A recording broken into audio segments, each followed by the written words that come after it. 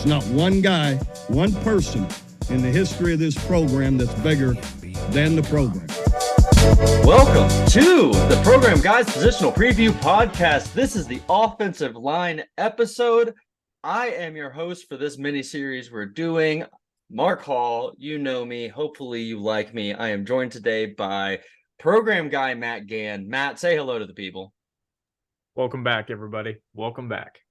We're happy to have you back. And you know him, you love him. You've seen him on the Program Guyz before. If you're a true believer, Ryan Hile. How you doing, baby? Welcome on, man. Welcome on. Happy to be here. Thank you for asking me. Oh, God, happy to have you. For anyone who doesn't know, Hile is a day one Program Guy listener and really someone we can bounce anything off of. He is awesome. You can find him at Scuba Dooba Doo on YouTube. Going to be doing reviews of the games again this year, like we did last year. And I'm on Twitter, Ryan_Hile as well. So nothing crazy, but I appreciate the plug for sure. I loved the reviews of last year. Check him out. If we'll put his @ somewhere in the profile for this, because it's fun. You just run through the game and it's nice. It's especially, I mean, if it's a win, it's nice. If it's a loss, it's not as fun to hang out through a loss. Yeah, I slowed down a little bit after that Texas game. I'm not gonna lie. I was blowing and going, and then Texas happened. I'm like, oh, is this the thing I want to do? Gets heavy. Yeah, gets heavy.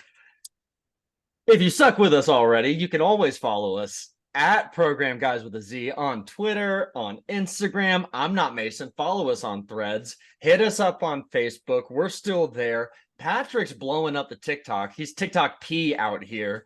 And it's Program Guyz with a Z everywhere you can find it. So definitely be following it. Something new that we're doing alongside this podcast is some written work. You can find all of that at programguyz.com. This video will be embedded. So hopefully, hey, just watch the video while you're reading the content. That's a win-win for everyone, man. Go check it out. We're putting out some pretty good stuff there. As I said, today is the offensive line episode. We're going to do it a little bit different this week because the offensive line is kind of a stacked set of positions. I mean, we got to talk through 5 distinct positions here in a way that we don't really have to with the running backs or the tight ends, right?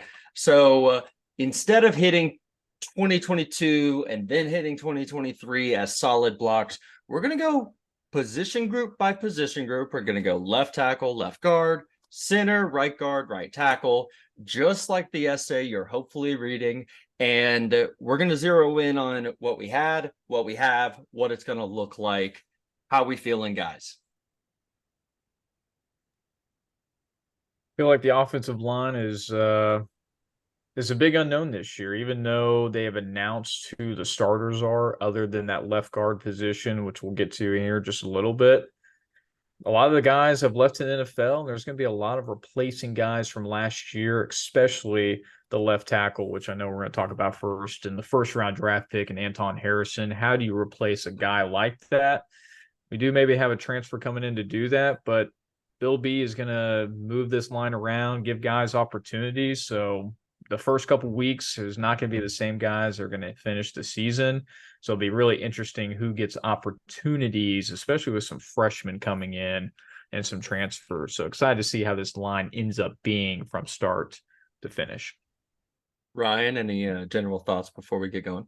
No, I completely agree with what Matt said. This is going to be a fun process to watch BB work. Levy announced starting 5, but BB did not confirm that starting 5. So we all know how he likes to switch things up, and it's going to be fun to watch. Replacing 2 tackles, that's tough to do. That's really tough to do. And then, oh, by the way, they're both in the NFL and looking pretty good already in training camp. So it's going to be fun to watch this. There was a video that dropped today that Ryan actually sent me from Jaguars Lions preseason camp. They're cross training together, and Anton Harrison just stands up Aiden Hutchinson, number 2 overall pick in last year's draft. So obviously Anton, we knew he'd show out a bit, but that's pretty good. That's really good to see. Let's start exactly there. Thank you for the segue, Ryan Hile. Left tackle. Anton Harrison, we knew it going into last year. There was a very real possibility we're losing him to the draft after the season. We knew he had the talent. We weren't 100% sure how it would play out on the field.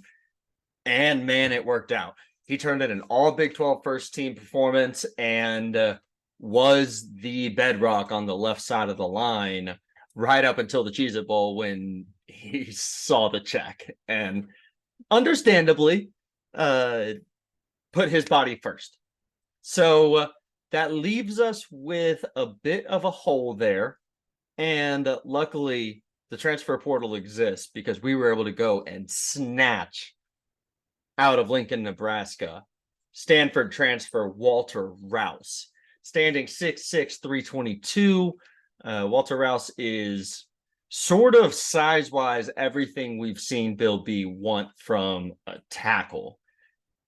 Is there anything you guys are concerned about off the top, bringing in a brand new left tackle to play possibly the most important role on the team? He missed spring ball, right?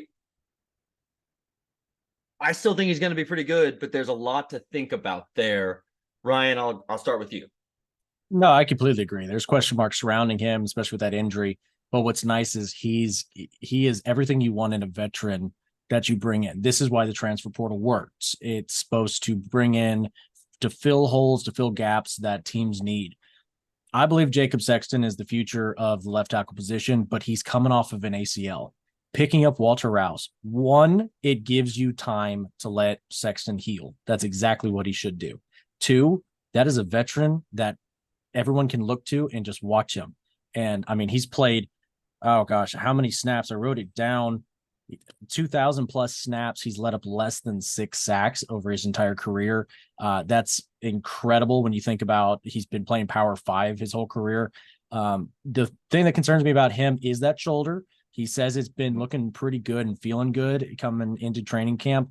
But what I'm excited to see is he doesn't have the best kickback step in the world for pass blocking, but he's got Phil Loadholt to teach him how to do it. So I'm not worried whatsoever with Walter Rouse. He is the best pickup I think we could have asked for, just in terms of everything we wanted, and just let Sexton watch him from the sidelines and get ready. That's all we needed. There's a quote from Rouse after he flips to Oklahoma where he's already committed to Nebraska, but he's thinking about, all right, how do I really get to the next level though? Like, if I'm still thinking about Oklahoma in this way, I need to just go be at Oklahoma. And he's got Bill Biedenbaugh. He's got Phil Loadholt. He's got the best staff there is for offensive linemen. Look at Anton Harrison and tell me that's not true. Matt, what do you think? Are you worried about the move from Pac-12 football we just saw, and we're about to get to McCade Matower, move from all Pac-12 level to, gosh, I'm surprised he was named a starter level in one season? Do you think the move to the Big 12 is going to be a little bit more of a transition for Walter Rouse, or do you think, hey, man, that size is that size, and if you've only let up 6 sacks there, you're not going to let up more than 2 or 3 here in one season? Yeah, great size. Can't teach that. I think it's probably the best plug and play. He's actually probably the one I feel the most comfortable with because of what Ryan just mentioned, the veteran experience, played over 39 games as a starter, plus all those snaps as well. So if there's one guy I'm not really too concerned about other than pending his shoulder injury, it probably is Walter Rouse being the guy guarding Dylan Gabriel's, not his blind side, but still his left side that he has to protect. So especially with the fast pace of the offense, is just going to work a little bit different. Stanford is known for their running downhill power attack, which I know he can bring that to, or that part of his game into the Sooners offense, but also we run just a completely fast paced type of environment. So those concerns about maybe the kickback or pass blocking, maybe not as big of a concern with how fast this offense likes to run, especially having the worst time of possession last year. I don't really see too much changing unless Jeff Lebby decides to change his entire system, but he's probably the one guy I feel the most comfortable with, pending on health, filling into the offensive line. I don't think Bill B will have any problem working him into the system. Thinking about the shoulder, it's a torn labrum that he had. And I'm not sure if it was left or right, but I tore my labrum in high school, and I'm not Walter Rouse. Let's get that completely straight, right? But the way it affected me was more about taking my shoulder back than it was pushing forward, than it was punching, than it was anything like that. And I can't imagine anyone is going to be tall enough, big enough, or jumping high enough to get Walter Rouse doing one of these as he's trying to block. So hopefully the shoulder holds up behind him. I'm so glad you brought him up, Ryan, because you're right.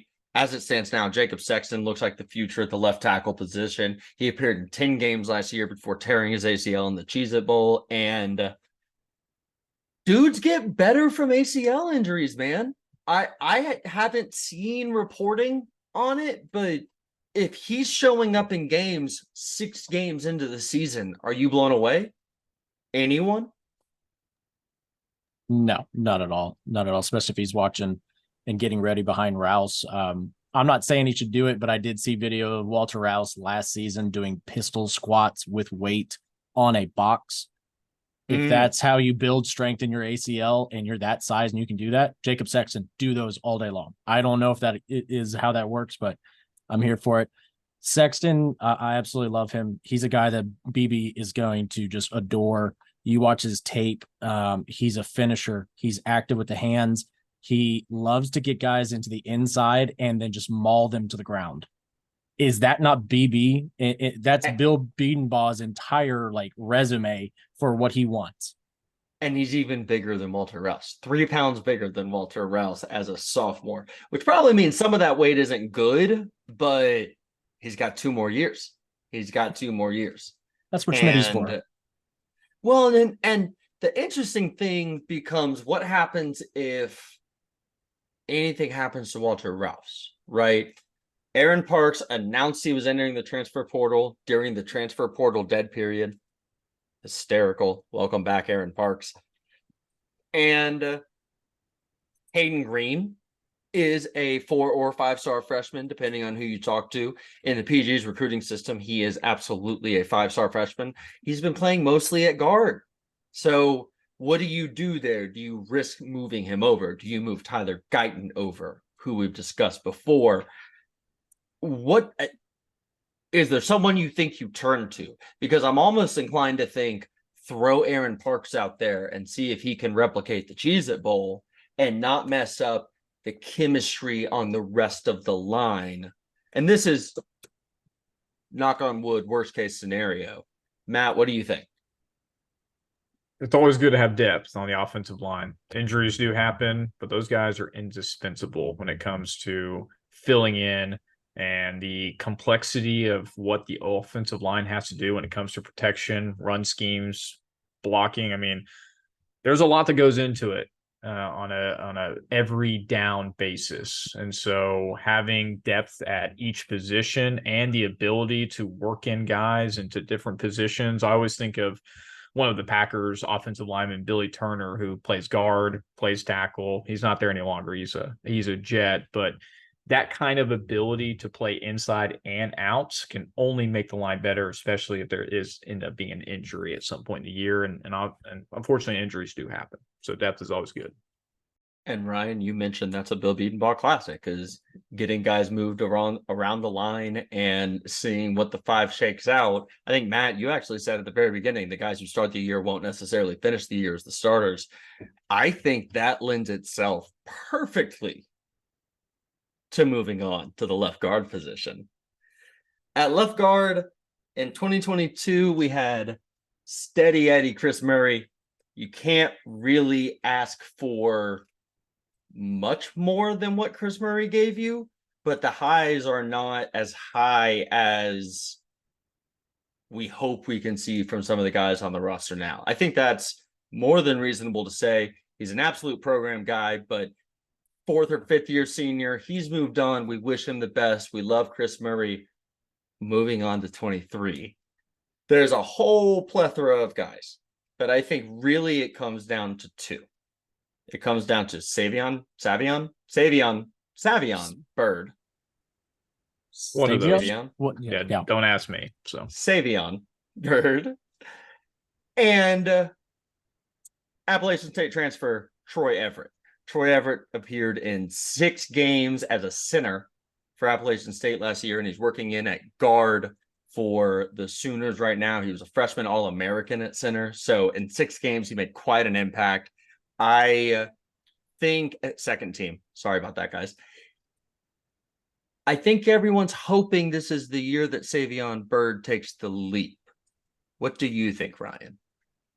Well, you certainly hope so. We've been waiting for it for a little bit. Last year, let's not forget, Chris Murray was a center converted to guard because Andrew Raym just claimed center spot. And his performance was extremely solid. I think we couldn't have asked more out of Chris Murray, and he did very well for us. The thing about that position now is you're right. It has to be Bird, but that's the only position Beanbaugh did not state a starter for. Now Rouse has said in interviews that he's enjoyed working with Savion and the ones.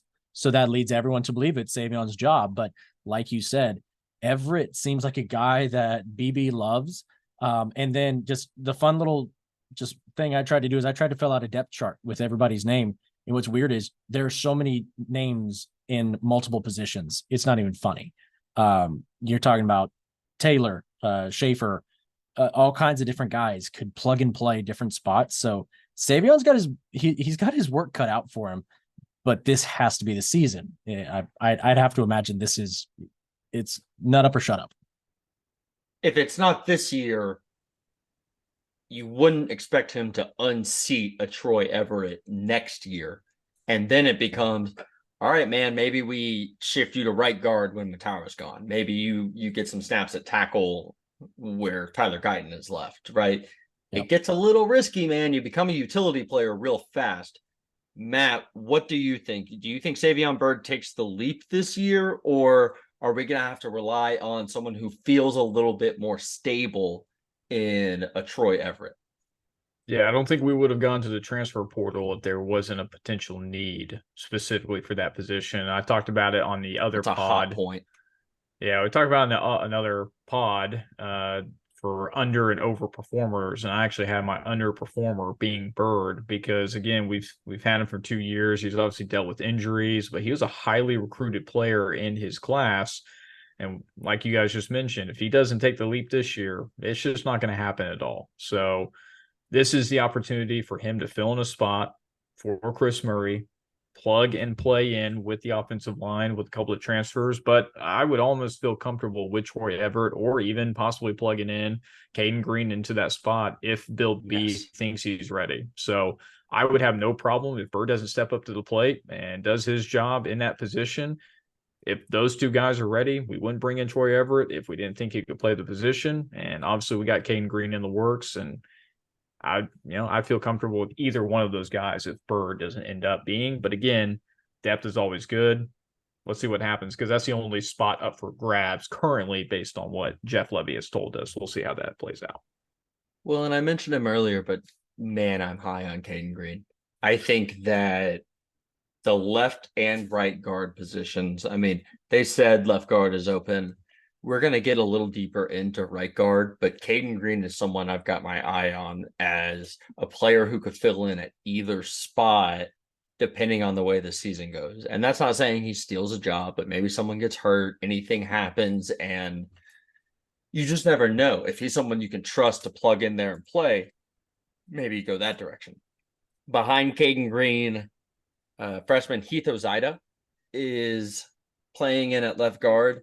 This guy is 6'6", 300 pounds from Washington. He played tackle in high school.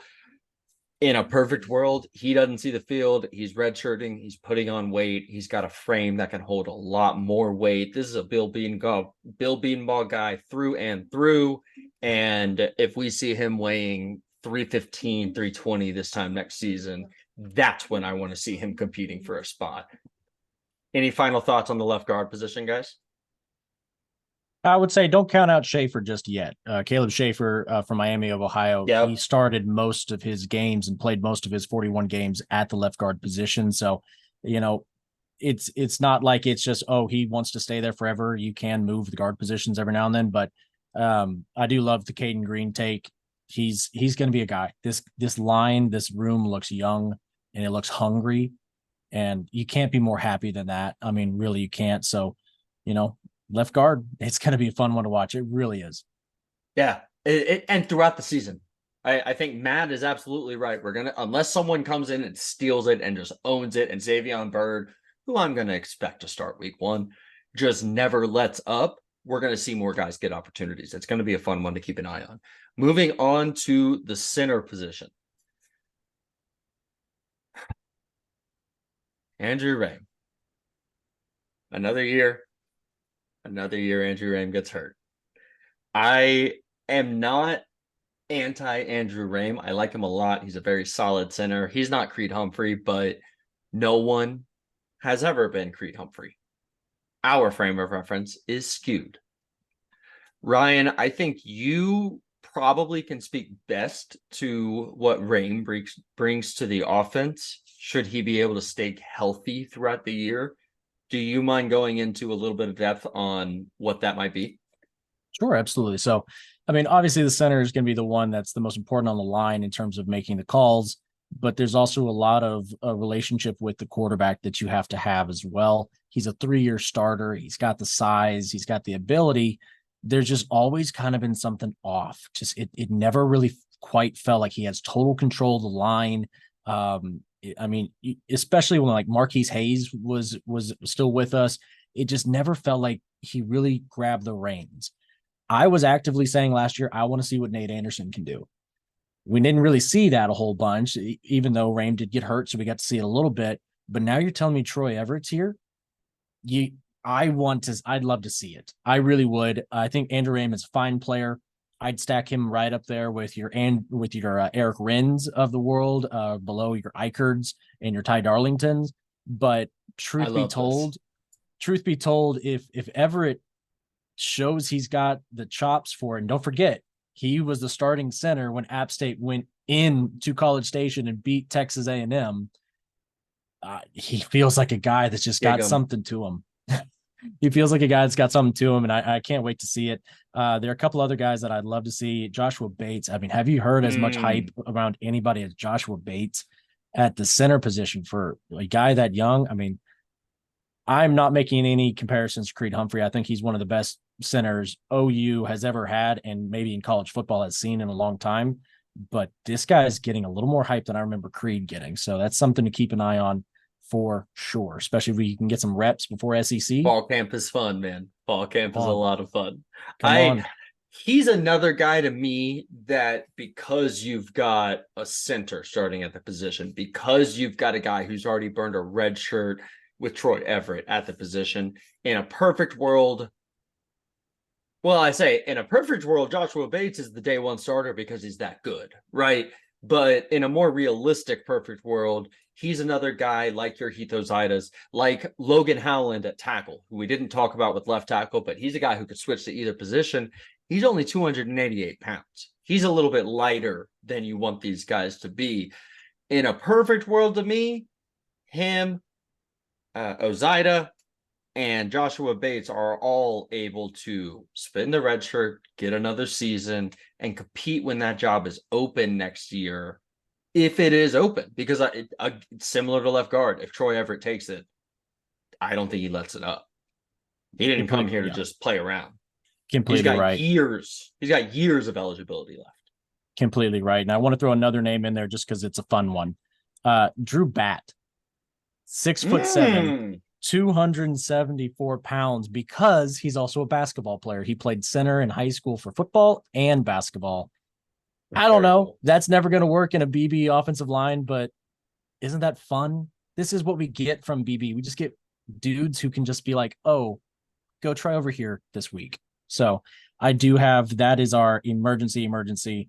Hope he gets redshirted, but that's the guy that I have at the bottom of the depth chart. But that center position, you're right. It's up for grabs Yeah. Well, next year. Right. I think Rame is the presumed guy right now. And if anything happens then, let's get, open playing field kind of deal. Uh-huh. Final thoughts on center? Are we good? Matt? Oh, I was going to say, I mean, Ryan, you did a fabulous job. I love just taking a back seat and learning, because I'm not going to say I know everything about offensive linemen. So I appreciate you stepping in and giving some insight. I just want to reemphasize the point that the center is the anchor position. OU is very blessed, and I don't think we took it a little bit for granted how good Creed was. You can see why the Chiefs drafted him, and they continue to draft offensive linemen for the University of Oklahoma.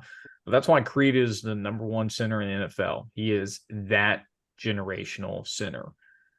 To replace a guy like that is very tough. You've got to be able to not only have the relationship with the quarterback, but shift protection. You got to be able to call out plays. You got to be able, who knows who's coming, make sure everyone's on the same page. That is the most important position on the line, like Ryan said. If Rame can't step up to the plate and be that guy, I have no problem, again, throwing in Troy Everett or maybe another guy. Give them an opportunity. I think we know Bill Beanbose knows what's in his arsenal if he needs to make those rotation or make those changes. But again, we'll see what happens.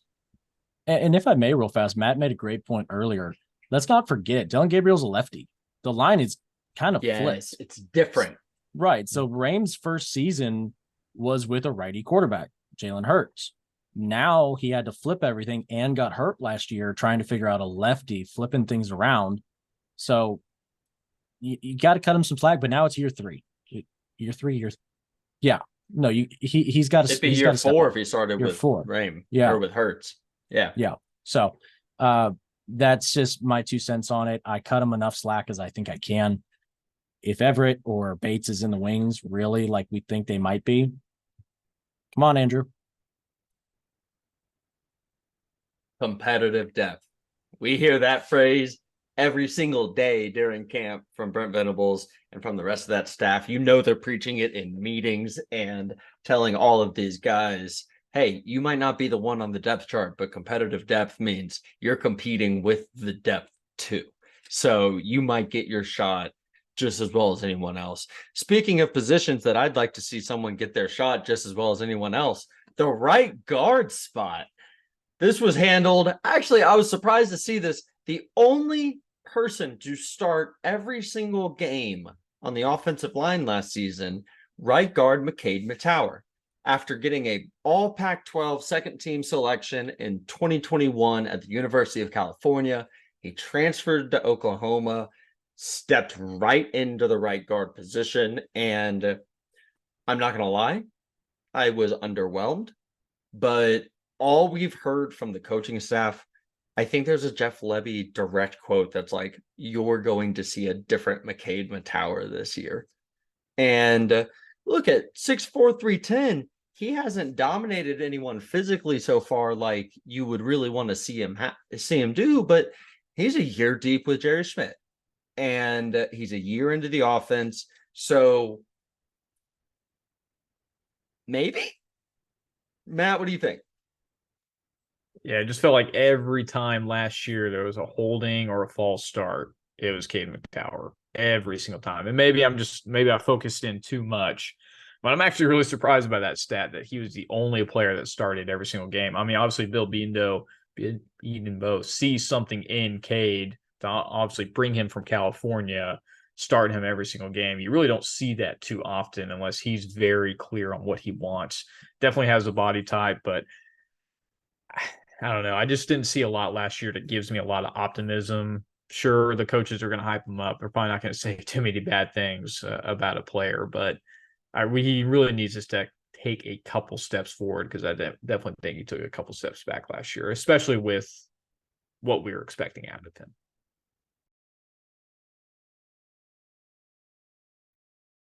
Yeah, you got to think the expectations were high for him coming out. They definitely hyped him up. I really thought he was actually going to come over and take that left guard spot, but Chris Murray just seemed to find a way to beat out an all Pac-12 guy. That one was surprising to say the least. I do want to give him his flowers for a second. He's only allowed 2 sacks in 3 years, apparently. That was surprising to me. He's just left something to be desired. I think that's a fair way to put it. So weird. Those stats Yeah. are so weird to me. I feel like I see more sacks than those statistics lead me to believe. Continue. Yeah. No, I'm with you that the eye test and the stats don't match up, and that's why I feel a little more conflicted now than anything, and a little more confused now. But he's left a little bit to be desired, and when you have the bodies that you have waiting in the wings, fighting for their spots on the depth chart, can we really afford to have multiple false starts in a game in a half like he had last year? I think he had multiple in one drive at one point. Knowing how fast our drives went, that was surprising. There was just he's not Marquise Hayes. He's not mauling people to a point where you're like, all right, I'm okay with some of these penalties because you're enforcing your will. You put up with it. We're putting up with it. But you're telling me there's other guys who we could throw in there that maybe could do other things. I trust BB, but at the same time, man, it'd be nice to see somebody else. And this is where I was intending to bring up redshirt senior transfer, Caleb Schaefer from Miami of Ohio. I bear the lead. 6'5", 342 pounds. And you're right, Ryan. He did spend the vast majority of his time at Miami of Ohio at the left guard position, but they're asking him to play the right guard position, at least to train there. And it makes a ton of sense, right? Let's see what we can do with you because we know we can line you up left of center. And he's someone as a 5th-year senior kind of guy, that kind of size. Maybe he doesn't quite have the fastest grasp of the offense because he just got here. But behind him is the other new faces we've talked about, Troy Everett and Caden Green. So I would be very intrigued to see. I mean, really, honestly, I would be intrigued to see any of those 3 guys to, get an opportunity. Let's just say in a world where, for whatever reason, we're 3 games into the season and McCade Matower needs to stop playing. Who would you guys like to see come in and sort of take the reins from that group? Matt, I'll start with you. It's Caden Green. There's just too much hype. It's so fun. It's so fun. You just throw his name for anything. You could, because he can play either or. I just think his development is so crucial because he is going to be the guy of the future along with some of the other guys we've already mentioned coming in.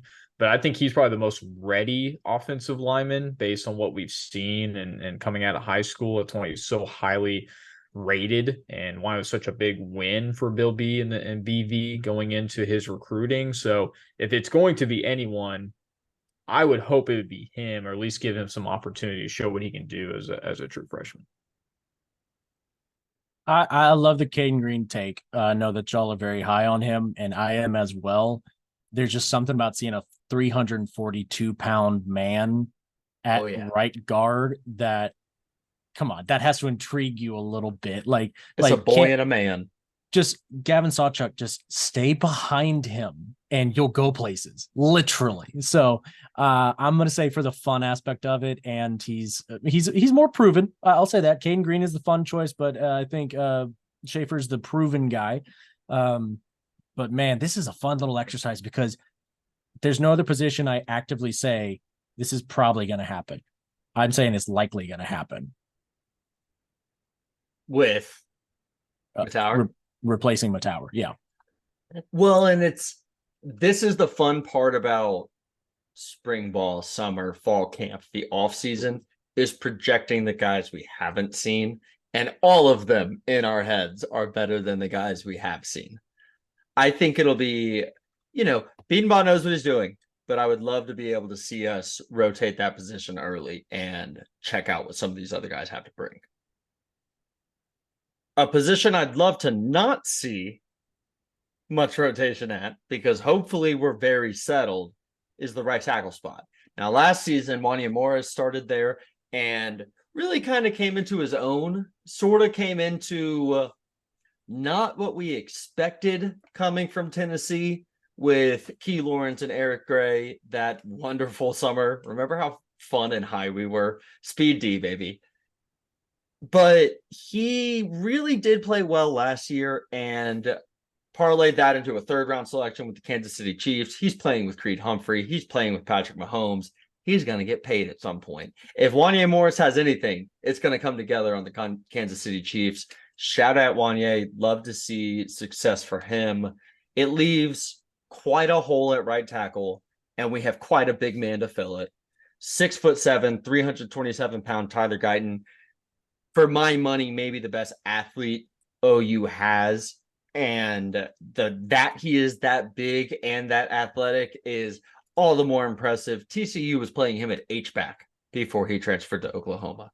The man is incredibly athletic. Here's the thing. He's been a swing tackle the 1 year he's been at Oklahoma. We haven't seen him take the reins at a position. We haven't had to see him take the reins at the position. We hear from every single Oklahoma analyst, this guy's the talent on the offensive line. I'm not disputing that. But Ryan Hile, is it time to see it? It's absolutely time to see it. When he first came over from TCU, everyone said, he's a big body. He's going to be the guy. And we have to remember, Wanya Morris was a great surprise. And the third-round pick was surprising, but he earned it. He worked hard and he earned every bit of every accolade he got. And that is something that Guyton's going to have to replace because he's the guy that lost out to that Wanya Morris surprise. So I am excited to see this. He needs to get it done. It's time for it. We've been waiting for him to step up. There was talk about him at guard a couple times because we were so unhappy with the way things were going. And right tackle looks like the spot to be for him. He's so big. Lode Holt's going to teach him how he can use that body. It is the blind side because lefty quarterback. So it feels right. It feels like a good spot. But he's got to do it. I keep saying that about everybody on the line. I'm so critical of the line. I love offensive line play, but like this one specifically feels like, Guyton, we've been hearing how you're NFL ready. We've been hearing how you're the future, going to be the next draft pick for BB. I want to see it. Matt, what you got on Tyler Guyton specifically? Yeah, well, Ryan just says the second most important position besides the center is the quarterback's blind side, obviously with DG being a left-handed quarterback. So can he fill that gap? I definitely think he's got the size, he's got the talent, but again, he's never played the right tackle position before protecting his quarterback's blind side. So I really hope that he is the guy to do it because he could be the next Anton Harrison getting that next first-round draft pick. He's got that ability to do so. He's just got to prove it at tackle, and I hope the first 3 games they can get settled in and he can be that guy. I feel comfortable with both him and Walter Rouse being the tackle positions, but again, those are the two most important to protecting and what run schemes, pass block schemes, whatever they're looking to do. Tyler Guyton's got to be that guy. If not, I can't imagine, even looking at the depth chart right now, someone trying to replace him at right tackle and stepping in to fill that role. For those counting at home, we've now called 3 positions the most important position on the offensive line. So that's right. O-line's important, baby. It is very important. Behind Tyler Guyton, I think you're looking at a lot of the same names we've discussed before as far as the tackle position, but I want to throw one more in there. Sophomore Jake Taylor. He is 6'6", 312. He was the number 1 prospect out of Nevada before signing with Oklahoma last year as a freshman. He primarily played guard as a freshman, but we're going to see him move outside to tackle this season. You hope you don't see him too much, right? You hope you see him in development situations at the end of blowouts, at the end of big games big leads, or just, games that are over. It's great to see those situations. He's a sophomore. He played too much last year to get a red shirt. He'll probably play too much this year to get a red shirt, but you want to see Tyler Guyton take the step and not get hurt. that's kind of what you have to lean on with the right tackle position, because if he goes down, everyone is unproven. And you're probably moving the whole line to account for it because Dylan Gabriel is a left-handed quarterback. Ryan, any final thoughts on the right tackle position? Well, yeah, no, I think you hit the nail on the head there. Let's not forget this is most likely Guyton's last year. He's probably moving on after this. So let's see how it goes. That's one I'm gonna hold judgment on. That's fair. That's fair. Behind him, I have Taylor as well. I did put Green as third string on that right tackle spot just because he's so dang versatile. You could throw him out there, he'll be fine. After that, you got Wormy, who's a backup from Cash. I hope I'm saying that right. Oklahoma freshman, and he's a walk-on and bat. I know he played center, but 6'7".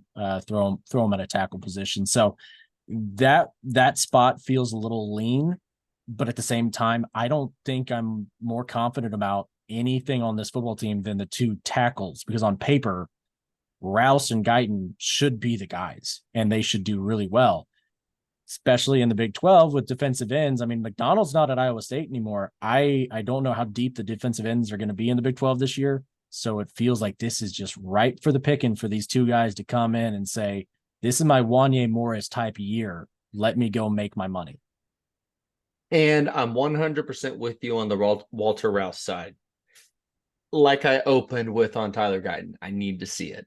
And I believe we will to some degree. I mean, I'm not ready to go, he's gone after this year, but I agree with you that he's sort of I would almost say more the Anton Harrison of the group, where it's like, okay, the athleticism and the talent is all there. And if he has that kind of season, of course he's gone, because you have to leave. Yeah. If something happens to Guyton, I'm looking back at some of the guys we talked about at left tackle. I'm looking at Aaron Parks, had a great season, or had a great game in the Cheez-It Bowl, coming in at left tackle. He was listed at right tackle all season. So that's where he's a little bit more familiar. Obviously, Caden Green, if Jacob Sexton is available at that time, screw it. Throw him in there and see what you have there. So I think it's a great point. We're a little lean there, but we're not as lean as left tackle, and Bill Bedenbaugh is just going to throw some guys around. So any final thoughts on the right tackle position? Go ahead, Ryan. No, I was just going to say that's the best part about BB is you never know who's going to end up in what spot. And that's truly the fun of it. It's a little bit just like it's a game, and he's going to figure it out. So right tackle, no other thoughts. Just those are some pretty big shoes to fill. Absolutely. Matt Gann? Nothing for me. We nailed it. Awesome. There's obviously a couple of guys we failed to hit on, and this whole process, I'm looking at every guy on the roster. So let me run through some of these names real fast, and once I'm through, if you guys have thoughts on the ones I hit on, please let me know. Let's start with redshirt freshman Gunnar Allen. He walked on last season after playing guard at Aledo High School, and Drew Batt, who Hile named. Thank you, Hile. Kenneth Wormy, who Hile named. Thank you, Hile. We're diving deep. And an interesting one, CJ Compton. CJ Compton committed to Oklahoma from somewhere in Oklahoma. I don't remember the name of the high school.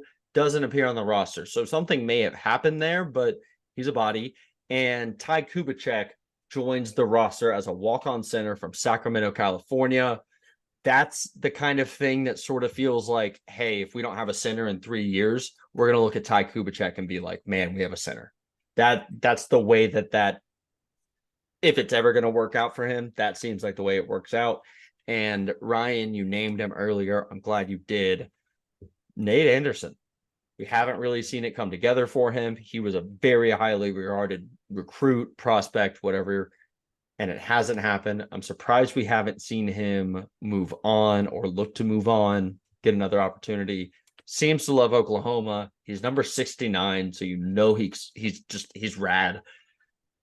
Any of those guys invoke thoughts for y'all? Matt Gann. No, not really. I think most of these guys will probably Be redshirted. Probably not see it field too much unless we have some significant injuries. But maybe these guys in the near future, next couple of years, can develop and possibly have an opportunity to play. But nothing at this point. Ryan? Nate Anderson, as I've said before, he's a guy that I've been calling for his name for a little bit at the center position just to see what he's got. He clearly has an unseated Andrew Rain, but Anderson did get some time at guard a little bit last year just due to injuries or blowout kind of situations. So I don't feel like his time is done, but you kind of alluded to it earlier. Sometimes being the utility guy isn't a good thing. Even though it is so invaluable to have those guys, you're not always the guy. We have to remember that people were expecting him to hit the transfer portal after that Cheez-It Bowl, and he didn't. So I appreciate him staying here. I love that he's staying here. But Joshua Bates is looking right behind him.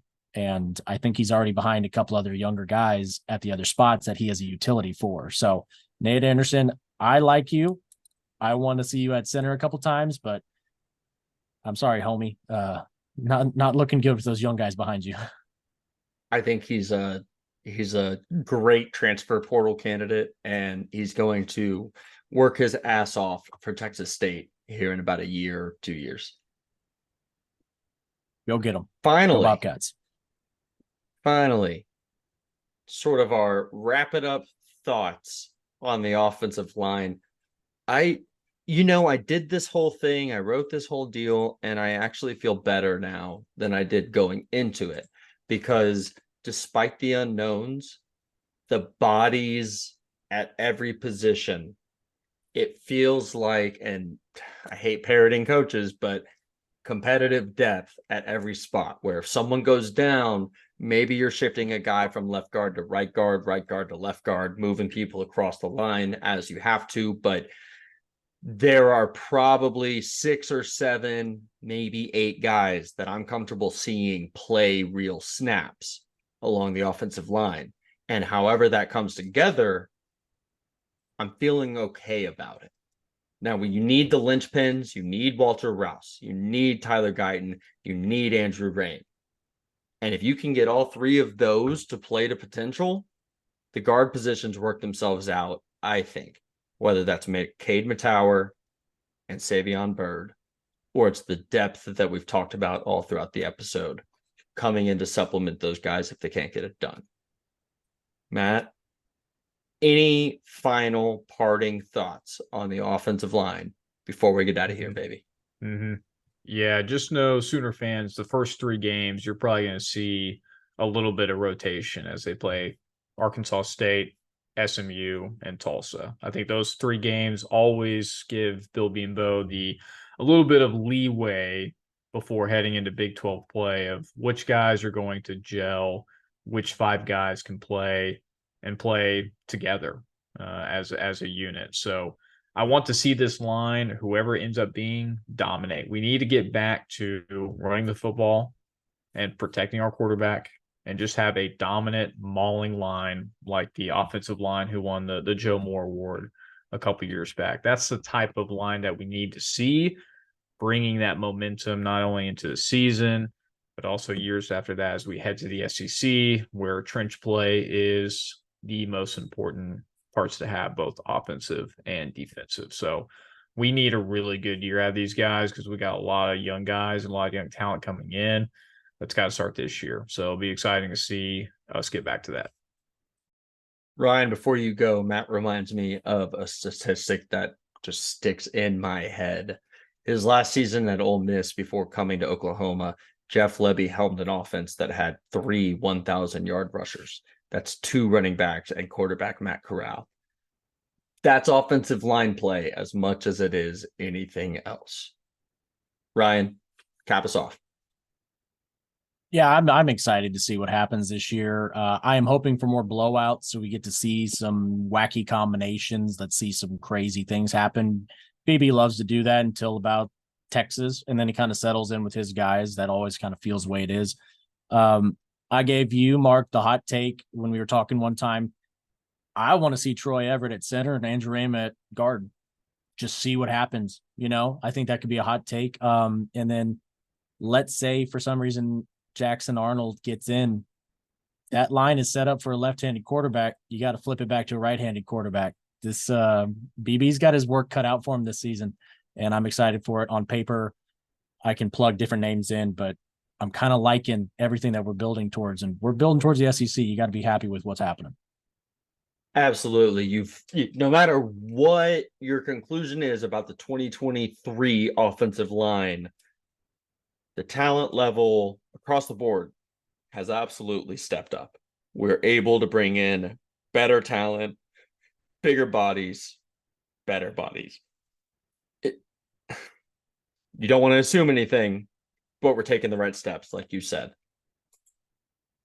And that'll do it for the offensive line episode of the Program Guys Positional Preview Podcast. As always, please, if you like what you're hearing, like and subscribe to wherever you are hearing this sweet, sweet, tender content. And if you haven't read the article on programguys.com, please go do that. We are on every single social media you can think of that is reasonable to be on. Don't be crazy. And that's Program Guys with a Z everywhere you can get us. But you know me, I'm Mark Hall at Burner Guy Mark. We've got Matt Gann at Matt_Gann44 on the stuff. I think Matt doesn't really post much. And Ryan Hile, the star of the show tonight. Right. Thanks for being here, all. Mm-hmm. Let us know where we can catch your stuff one more time before we get out of here. I'm on Twitter, Ryan_Hile. Prepare for a lot of Houston Astros stuff as well as a lot of Oklahoma football stuff. So much Astros. And I will be doing the reviews from games this season, maybe a little bit more, but that's on YouTube. That is Scuba Duba Doo. That is my handle for when I stream video games. So expect to see a little bit of everything. If you see the Scooby-Doo logo, you're in the right place. Exactly. Right? Yeah. Yep. Right. That's it. That's what I thought. So one more thought, just final kind of fun little thing. Ryan Hile, what's it going to take for you to get a CJ Stroud jersey this year? I'm not going to get a CJ Stroud jersey. If you want to make a bet for a Will Anderson jersey, I might, but I am holding out. You both have known this for a long time. I am holding out for the Texans to draft an OU offensive lineman, and I am buying that jersey immediately. I have my Creed Humphrey Chiefs jersey. I'm not even Chiefs fan, but I'm just that crazy about OU offensive linemen. I would expect no less. Thanks so much for joining us once again. Ryan Hile at Ryan_Hile at Scuba Duba Towel on YouTube. Thank you again for joining us tonight, Matt Gann. He's a program guy. You know where you can find him. I'm Mark Hall. Thanks for joining the Program Guys Positional Preview Podcast. Matt Gann, take us out. Keep pushing it, baby. 3, 2, 1. There's not one guy, one person in the history of this program that's bigger than the program. What's better than this? Guys being